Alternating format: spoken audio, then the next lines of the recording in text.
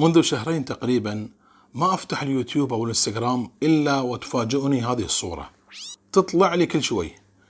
ولما فتحت المقطع الفيديو عرفت أنه عبارة عن فيلم سينمائي سيصدر قريبا. وفعلا في الأسبوع الأول من شهر أكتوبر عام 2019 تم العرض الأول لفيلم الجوكر، وقد اتخذت خلال العرض إجراءات أمنية متشددة في دور السينما الأمريكية، حيث منع الجمهور من ارتداء الأقنعة أو الأزياء التنكرية، وأي متسبب لأي فوضى بالسينما يتم إخراجه فورا. كما تم تجهيز دوريات شرطة على أبواب بعض السينمات ليكونوا على أهبة الاستعداد لأي طارئ. كل ذلك لأنهم متوقعون أن أحداث عنف تعقب عرض هذا الفيلم. ومع ذلك هذا الفيلم في مهرجان فينيسيا السينمائي الدولي فاز بجائزة الأسد الذهبي، ووصلت إيرادات الفيلم خلال أول يومين من العرض إلى 93 مليون دولار في أمريكا وحدها. أما اليوم فقد وصلت إيرادات هذا الفيلم حتى الآن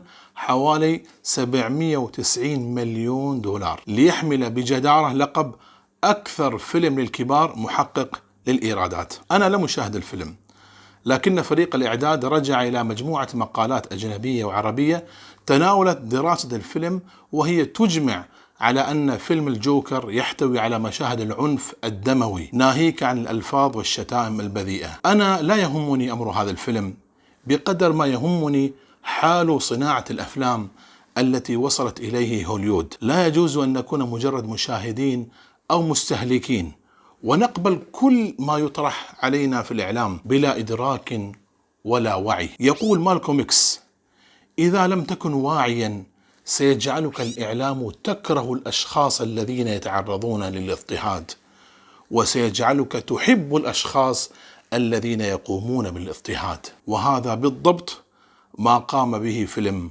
الجوكر.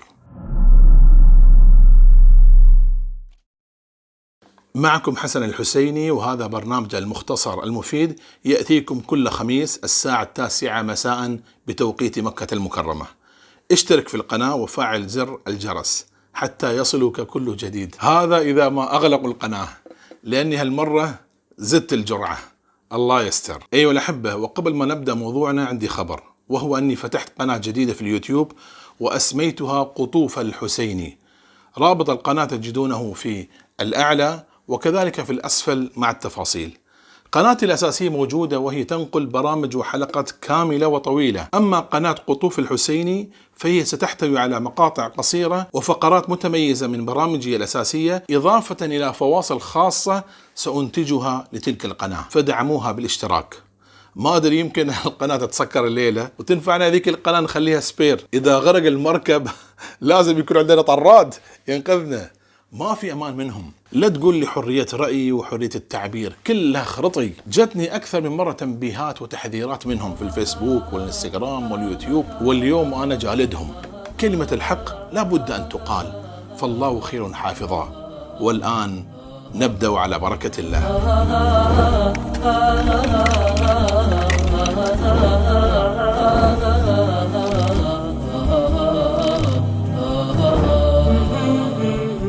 لا شك أن الفنون بشتى أنواعها هي من أقوى وسائل التعبير عن الأفكار والمعتقدات، ومع التطور الهائل لتقنيات الإعلام والتواصل أكسبها قدرات أكبر على التأثير والانتشار، ولا سيما الوسائل البصرية، حيث تضيف إلى العقل المفكر والأذن السامعة بعدا آخر يزيد من عمق وطول التأثير في ذاكرة الإنسان، ألا وهو العين وما ترى. وهكذا تطورت الوسائل البصرية من مجرد تمثال أو رسمة أو كاريكاتير إلى أن صارت صورة فوتوغرافية.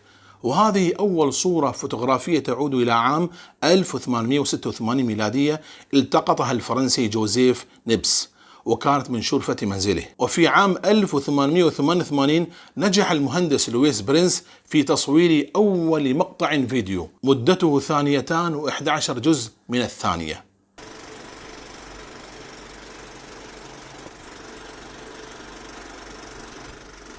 ومنذ ذلك الحين بدأت انطلاقة الأفلام المتحركة تتطور شيئا فشيئا، حتى وصلنا إلى الأفلام السينمائية وخاصة إنتاج هوليوود الأمريكية، والتي احتلت حيزا لا يمكن تجاهله منذ قرابة القرن من الزمان، وكان لها قوة التأثير البصري الإعلامي في توجيه الأفكار الفردي أو الجمعي، أو ما يسميه المختصون بالتحكم في العقل، والذي يصير فيه الكثير من الناس بالفعل شعروا أو لم يشعروا عبيدا للميديا. فلما كان لهذه الوسائل البصرية هذه الجاذبية الهائلة والقوة في التأثير والسرعة في الانتشار، فكرت في استغلالها تلك الفئات المنبوذة أو الشاذة أو المكروهة من المجتمعات، وذلك لشدة حاجتها إلى تحسين صورتها أو الترويج لأكاذيبها وأفكارها غير المقبولة بين الناس.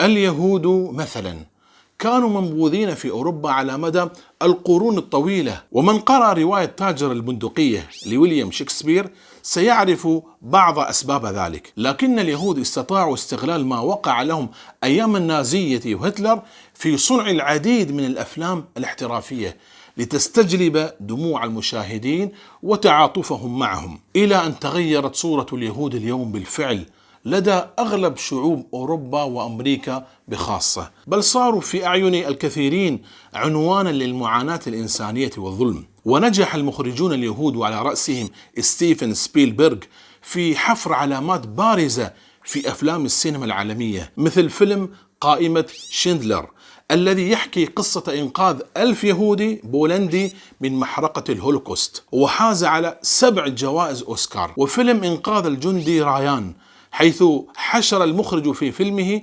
لقطات ذات دلالات في المسألة اليهودية، وحاز على 5 جوائز أوسكار. والفيلم عازف البيانو للمخرج اليهودي رومان بولانسكي، والفيلم يحكي قصة يهودي بولندي عازف للبيانو، وقد حاز على عدة جوائز أوسكار. وأفلام كثيرة لا تنتهي، بل وحتى في أفلام الخيال العلمي كفيلم يوم الاستقلال أقحموا اليهودي في دور البطل الذي يساهم في إنقاذ البشرية من غزو الفضاء الخارجي، بينما نجد العربي والمسلم في مثل هذه الأفلام في دور الإرهابي المجرم. وانت لا تجي تسب وتلعن الغرب والسينما واليهود والفن وهوليود، لا.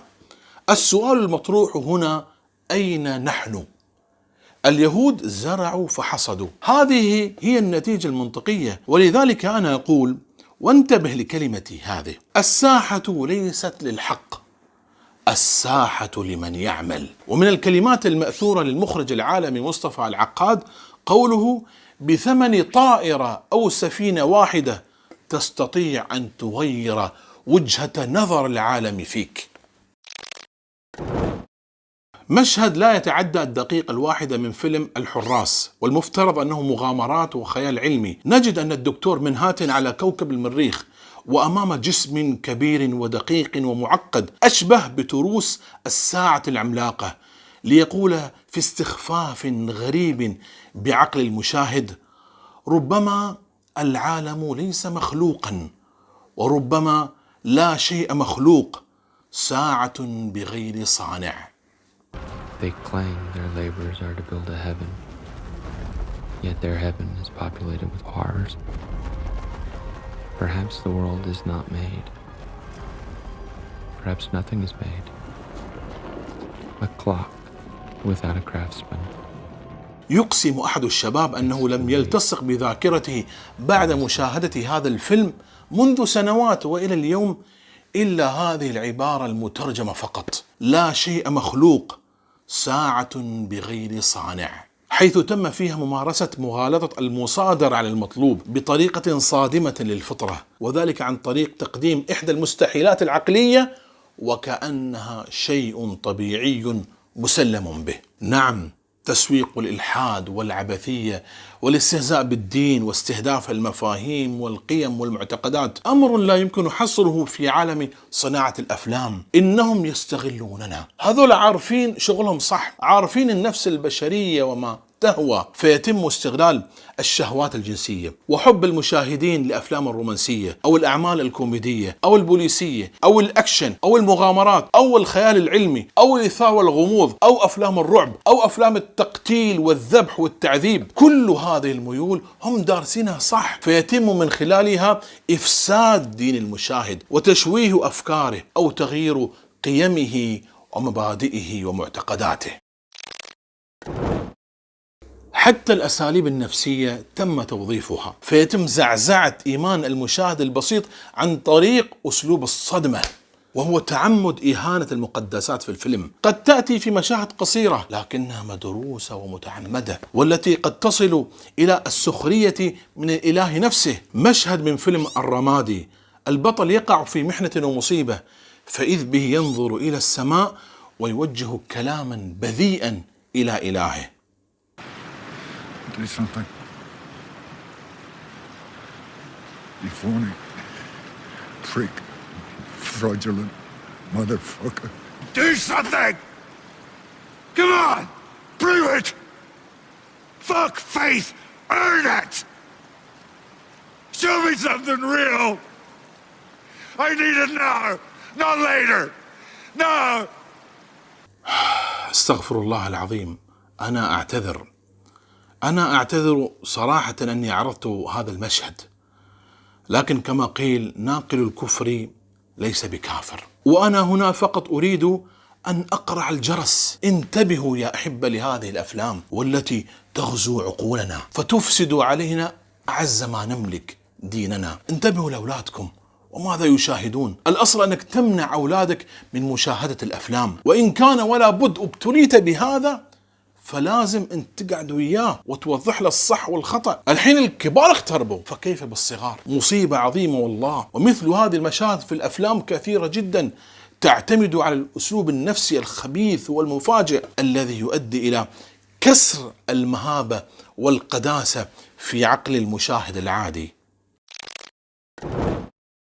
وإذا أتينا إلى الأفلام التي تروج للشر بشكل مباشر فهي كثيرة جدا، ودائما تظهر المجرم في صورة رجل عبقري. ولعل من أسوأ هذه الأفلام هي سلسلة أفلام القتل والجريمة ساو، حيث قال لي أحد المعدين لهذه الحلقة إنها أفلام لا شك بأنها من إنتاج الشيطان بنفسه.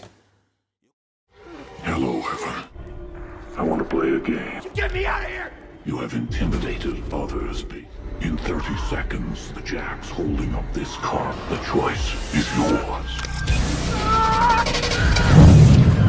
Heads are symbolic of the shackles that you place upon others.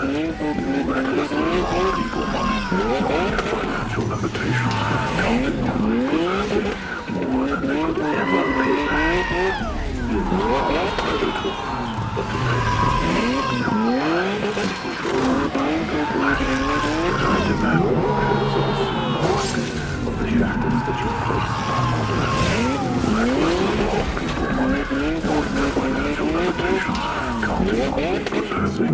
يقول حتى الموسيقى التصويرية في هذا الفيلم بأجزائه موسيقى كئيبة غامضة، وكأنها صممت خصيصا لاستجلاب الجن والشياطين والعياذ بالله. وإذا علمنا أن الجن يدخل إلى الإنسان ويتسلط عليه في حالات معينة منها الفزع والرعب والخوف الشديد، فإن مثل هذه الأفلام لا شك بأنها تقدم للجن والشياطين فرصا سانحة للتسلط على الإنسان والوسوسة له وإلحاق الضرر به. فعندما تغيب الملائكة تحضر الشياطين. نعود إلى فيلم الجوكر الذي يروج للشر ويبرر للمجرمين من خلال الحديث عن قصة شاب طموح قاوم فساد المجتمع، لكنه عجز أن يحقق أي نجاح مقابل تنمر الأقران وقسوة الحياة. بالتالي يقرر هذا الشاب أن يتحول إلى مجرم سفاح. والحقيقة أن ما لاقته هذه الشخصية في الفيلم يلاقيه آلاف الشبان حول العالم الذين يكابدون ظروف الحياة ويصيبهم الإحباط واليأس كل يوم. فهل يكون ذلك مبررا لهم ليتحولوا إلى الإجرام الانتقامي ليدمروا أسرهم ومجتمعاتهم وأنفسهم قبل ذلك؟ أن يعرض الفيلم خطأ معينا فهذا يهون، لكن المشكلة هي التبرير الخطأ وتسويقه للمتلقي على أنه نتيجة حتمية وأنه حل للمشكلة وانتقام من الظروف. للأسف هذه الطريقة بالعرض قد ألفتها أفلام هوليوود، وصارت توجها لتغيير مفاهيم المجتمع نحو التخريب والإفساد. نذكر من هذه الأمثلة بعض الأفلام التي تحولت إلى سلاسل، مثل ذلك العمل صمت الحملان الذي يسوق لطبيب شرير يقتل ضحاياه ثم يأكل لحومهم، ثم يقدمه الفيلم على أنه شخصية مثقفة واعية وتفهم المجتمع أكثر من الآخرين. كما أن هناك أفلام عديدة تظهر العصابة التي تخطط لسرقة البنك أنهم أذكياء ومتقنون لعملهم، وهم في الحقيقة عبارة عن عصابة سارقين خارقين لسفينة المجتمع. وهكذا يتم تسويق الجريمة على أنه فن متقن، والخطيئة على أنها نتيجة حتمية. فماذا يتوقع منتج الأفلام من المتلقي حينما يستقبل تلك الرسائل الشيطانية المتقنة؟ الإجابة لم تنتظر طويلا حتى خرجت إلى العلن.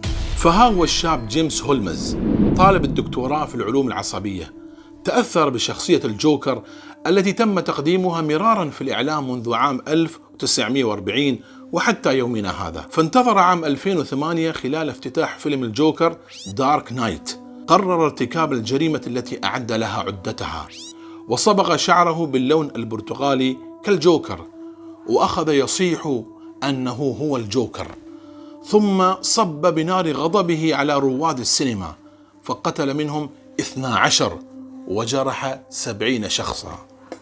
قبض عليه وحكم بالسجن لأكثر من 3000 سنة. ترى ما هي الرسائل المشفرة التي تلقيها تلك الأفلام لتقتحم أذهان أبنائنا؟ ولا ندري إخراج تلك الشخصية السيكوباتية مع اليوم العالمي للصحة النفسية أهي مصادفة أم هناك دوافع خفية وراء ذلك؟ هذا أمر يطرح العديد من علامات الاستفهام. تتباهى كل أمة من الأمم على مر العصور بما قدمته للتراث الإنساني من أعمال أدبية وفكرية وفنية واجتماعية وحضارية. حدث ذلك عند كل الحضارات من اليونان وحتى فارس والهند والصين. وعندما أتت الحضارة العربية والإسلامية أضافت إلى السجل الثقافي الإنساني روائع قل نظيرها، فمن المعلقات إلى النظائر إلى المقامات إلى أدب الصعاليك، تعددت الفنون الرفيعة وقدمت للعالم أنموذجا فريدا ولغة فصيحة وأدبا وفكرا رصينا يحتذى به. وحينما برزت الحضارة الإسلامية على بقية حضارة العالم أصبحت منارة علم وأخلاق وفكر وأدب، فكان طوق الحمامة والمستطرف في كل أمر مستظرف والأغاني وكليلة ودمنة وحي ابن يقظان ورسالة ابن فضلان ومقامات الحريري والإمتاع والمؤانسة، وكان كذلك البحتري وأبو تمام وجرير والفرزدق والمتنبي والأصمعي. وصارت مدن الإسلام كبغداد والقاهرة وتونس ودمشق وقرطبة وفاس قبلة للثقافة العالمية، حينما كانت أوروبا غارقة في وحول الجهل وظلمات الأساطير. والأيام دول، واليوم انقلبت الأمور وسيطرت على العالم الحضارة الغربية المادية، فتقدمت في العلوم التطبيقية أيما تقدم، ولكنها من جهة أخرى على الصعيد الأخلاقي والفكري فكارثة وأية كارثة، مصيبة وأية مصيبة، انهيار في الأخلاق وتفكيك للأسر وتدمير للمجتمعات وانحطاط في الرذيلة. يوم كانت حضارتنا سائدة علمنا ودعونا ونشرنا وشاركنا، لم نبخل بالعلم على أحد ولم نفرق بين عربي وأعجمي. كانت رسالتنا نشر الخير للناس وبذل السلام للبشرية. وقد حفل تاريخ الغرب وبخاصة في فترة ما سمي عندهم بعصر النهضة بكتابات تنتقص مكانة الأمم الأخرى بسبب ما كانت تمر به من فترة تخلف، فانطلقت عبارات مثل إن رفا واحدا من مكتبة فرنسية أهم من عطاء شعوب بأكملها في الجنوب. ومع وصول قطار العلم الغربي إلى النصف الثاني من القرن العشرين تساءل أحد العلماء الغربيين الحاصلين على جائزة من جوائز نوبل العلمية يقول: بأي مبرر يحق للشعوب التي لا تشارك في إنتاج العلم أن تبقى على قيد الحياة؟ هذه العبارة تلخص المسافة الشاسعة التي تفصل الإسلام عن الحضارة الغربية، والتي ينظر إليها بعض شبابنا وأولادنا وللأسف بأنها الحضارة الأرقى. يوما ما ملك العرب والمسلمون أدوات التأثير، فلم ينشروا إلا العدل والعلم والقيم والأخلاق، وهذه بشهادة مفكر الغرب. وحينما ملك غيرنا أدوات التأثير نشروا الجاهلية على أفق العالم، فكانت هوليود وأخواتها منابر لدعاة الإلحاد والشهوات الحيوانية والانحلال الأخلاقي، وراجت سوق الفكر المزيف والعلم الخيالي والأدب الرخيص. حينها تعلم ماذا خسر العالم بانحطاط المسلمين.